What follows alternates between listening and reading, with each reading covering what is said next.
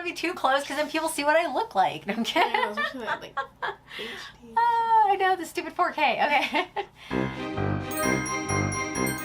Hey everybody, it's the Doll Circle, and look, we got Kara! Yay! And last week, I believe it was, I said that I wanted to talk about like goth dolls and like goth things in general with the doll world, just because like I was like getting a little nostalgic from the Na dolls that I opened up recently. So we have some examples in front of us, and I have my notes, so we're gonna go over different topics about how we feel about the goth dolls. And I feel so sad right now because we're not gothed out, but we literally were like, we're thrifting, we feel like shooting a video, and then I was like, wait, I need to do my doll chat, and it's more interesting when someone else is here than me just talking to myself.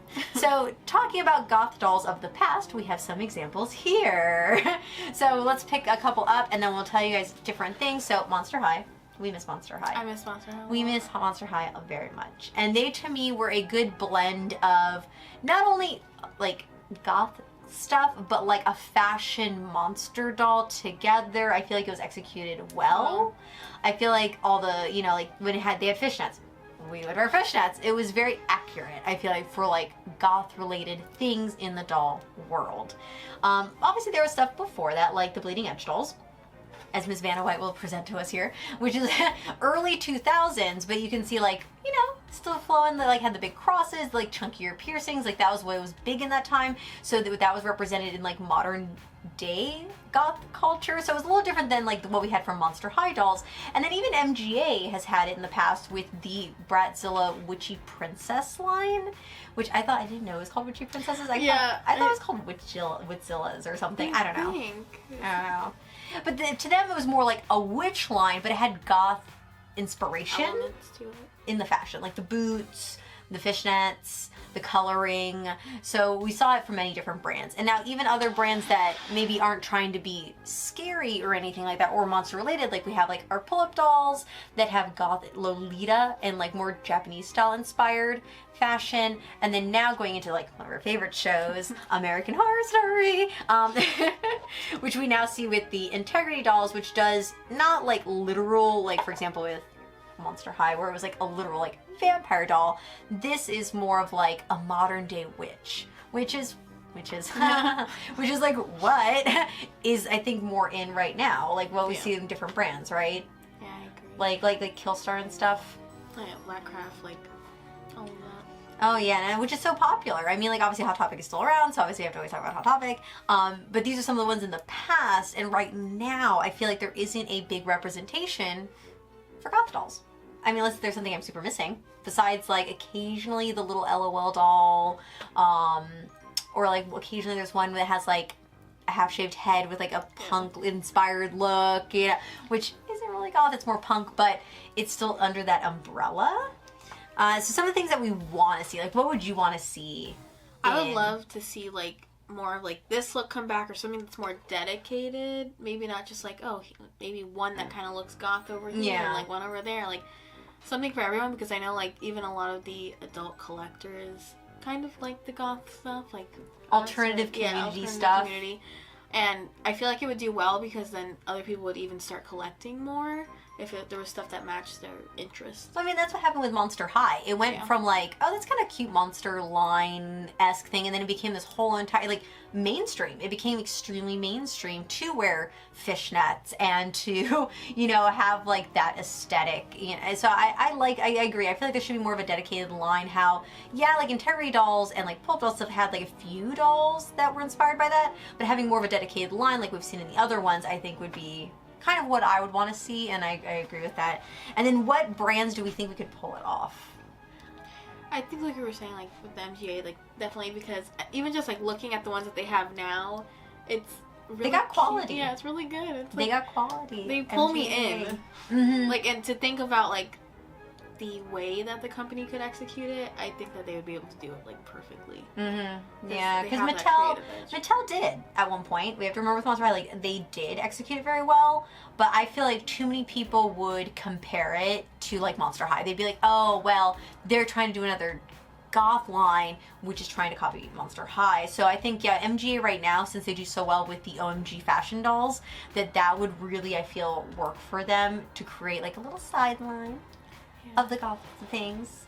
you know, to kind of do something with that. Besides MGA, I mean, there could be like a side brand to do it, but I feel like they wouldn't have the quality maybe or the budgeting to make it better. And I know, as we know, MGA, they got so much money with all the LOL product out there. So I agree with that. I know I want this to come back so bad. They had one that looked like Shigo from Kim Possible, like the green and the black. Oh, I do. Yeah, I never had that one. It was the best one. It was my favorite one. Oh. She looks so good. And I just feel like when I think of like Goth, I think of like this.